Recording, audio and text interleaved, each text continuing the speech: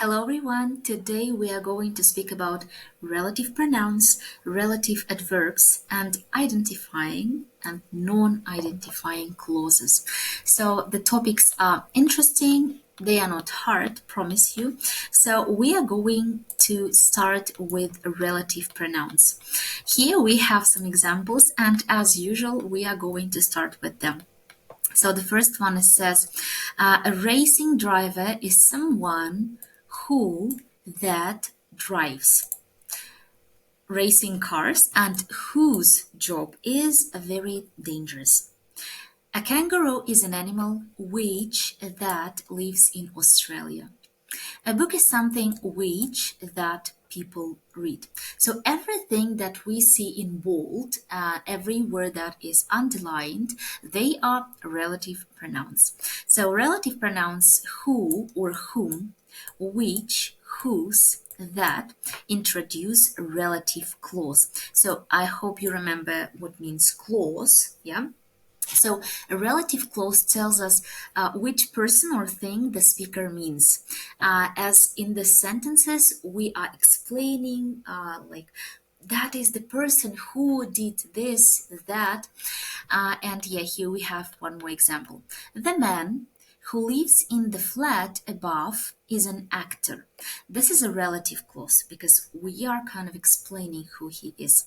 The relative clause identifies which man the speaker is talking about. So we are kind of giving more information. Yeah, not just this man is an actor. No, the man who lives in the flat above is an actor. We use who, that to refer to people. This is very important. We need to remember that because sometimes, yeah, we use who for people, but sometimes people use which for people. But nope, we use for people only who and that. We use which, that to refer to objects or animals. So it means that I can't say, oh, you see the girl? She's the girl which studied with me. This which is a mistake. I need to say, oh, she's the girl who studied with me, or she's the girl that studied with me. Who, which, that cannot be omitted if it is the subject of relative clause. It means that, like, when there is not a noun or a subject pronoun between the relative pronoun and the verb. So we are going to look closer to this one. Here we have an example. I know a man. He is a lawyer. I know a man who that is a lawyer. So the relative pronoun is the subject. We cannot omit it. Next one. The dog, it ran away, is mine. The dog, which that ran away, is mine. The relative pronoun is the subject again. So that's why we cannot omit it, because if there is no subject, there is no sentence. Next one, who, which, that can be omitted when it is the object of the relative clause. That is when there is a noun or a subject pronoun between the relative pronoun and the verb. We can use whom instead of who when it's the object of the relative clause. Whom is not often used in everyday English. That's true. So let's look at examples. I know that when I read these sentences or when you look at these sentences, you're like, okay, yeah, but we need to look closer. So the first one, I spoke to a man. I had met him before. So you see the subject is I spoke to a man, I had met him before. So I spoke to a man whom or who or that I had met before. The relative pronoun is the object. That is the book. I read it last summer. That is the book which that I read last summer. The relative pronoun is the object. So it means that in these sentences you can actually say, I spoke to a man I had met before, and it's okay. You don't need to put this whom, who, that in your sentence because it is not the subject of the sentence. So, for example, the second one is that's the book I read last summer. So you can omit which and that. It means that you can just leave them because this book, yeah, like I read last summer, it's not the subject of the sentence. But in these sentences, we can't do it. Yeah, I know a man is a lawyer. No, it's wrong. We say, I know a man who is a lawyer. The dog which ran away is mine. The dog ran away is mine. No, it's not okay because the sentence kind of loses the meaning, like it's not right. But here we can say, that book I read last summer. So next one, we use whose instead of possessive adjectives, my, your, his, etc. with people, object, and animals in order to show possession. Yeah, we know whose, we know what it means. Let's look at some examples. That's the woman. Her house caught fire yesterday. The sentence with the relative pronoun. That's the woman whose house caught fire yesterday. That's the house. Its entrance is guarded. That's the house whose entrance is guarded. So here we use whose to show the possession. Next one, we usually avoid using prepositions before relative pronouns. The boat in which the oil was transported is owned by an American company. Formal English, unusual structure. The safe which that we keep the money in is in the basement. Usual structure, yeah. The safe that we keep the money in is in the basement. It's okay, yeah. We hear it every day. Let's say, not about the safes, but anyways. For example, this is the room where we store our books in. Next one. The safe we keep the money in is in the basement.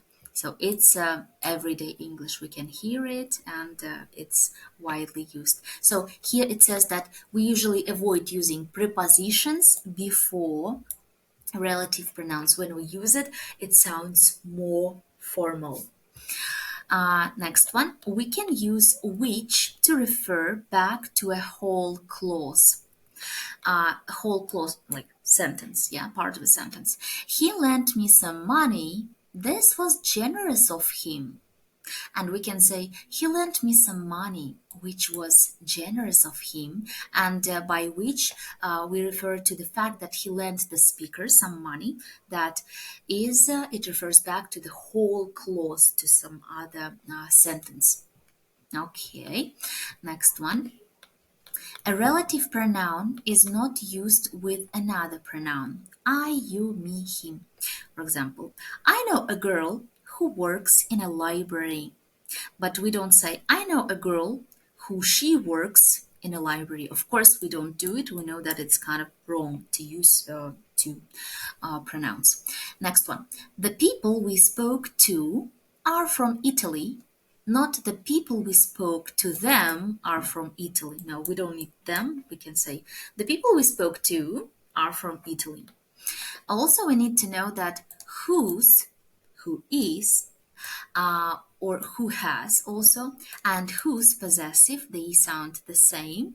And we need to pay attention to the meaning of the sentence.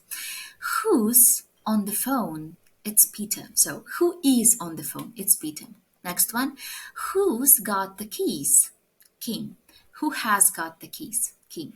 Jim is the boy whose cousin is a doctor. And here, whose is our relative pronoun. Yeah, so some things. Who that is used for people. Its subject cannot be omitted. Who, whom, that for people. Object can be omitted. Which, that objects and animals. Their subjects cannot be omitted, and they are sometimes objects that can be omitted. Whose is used for people, objects, animals, and it shows possession, cannot be omitted. So let's look at the first exercise. Let's try to kind of do it. I will look at the example first. So complete the pairs of sentences as in the example. Joey is talking to a woman. The woman is his aunt. The woman who that Joey is talking to is his aunt. The woman Joey is talking to is his aunt. They took me on a tour. It was very boring. The tour, the tour, which or that they took me on was very boring. The second, the tour they took me on was very boring. So let's try the next one. It says, Emma had lunch with a woman. The woman was her client. And we can say that the woman whom that Emma had lunch with was her client. Or B, the woman Emma had lunch with was her client. So then let's go to the next one. Let's talk about relative adverbs. So I hope everything is clear with these relative pronouns, and actually we use them a lot in our speech, especially when we describe something, when we understand who is who, and when we clarify some details. So relative adverbs. When, where, and why are relative adverbs, and they introduce relative clauses. Where is used to refer to a place, we know it, usually after nouns like place, house, street, town, and country. It can be replaced by which, that, plus preposition, and in this case, which, that can be omitted. So, two examples. The street where we used to play is very busy now. So, we see the first situation. Yeah, we can't omit it. The street which that we used to play in is very busy now. So in the first case, we can't omit it. We can say the street we used to play is very busy now because it lacks this preposition. But if you're using this preposition, the street we used to play in is very busy now, then it is okay. When is used to refer to time, we also know it, usually after nouns like time, period, moment, day, and summer. It can either be replaced by that or can be omitted. I'll never forget the day when I first met him. I'll never forget the day that I first met him. Or I'll never forget the day I first met him. So here we can actually omit it. So next one, why is used to give reason, usually after the word reason. It can either be replaced by that or can be omitted. So in first one, the reason why I can't meet you tonight is that I'm working overtime. Replacing the reason that I can't meet you tonight is that I'm working overtime.